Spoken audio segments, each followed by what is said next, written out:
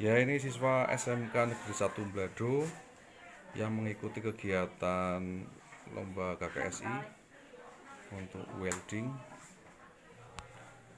Di sini sedang menggambar Devan Ikhtiar Nugraha. Yang kedua yang membantu ada Reza. Yang ketiga Rojali.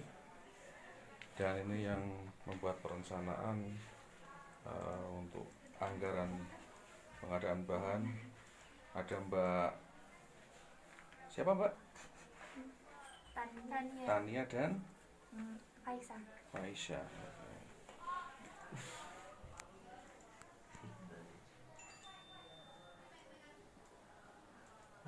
Ini untuk mengumpulkan tugas pertama pada pembuatan panel elektrikal dalam perencanaan. Demikian dari SMK Negeri 1 Blado melaporkan.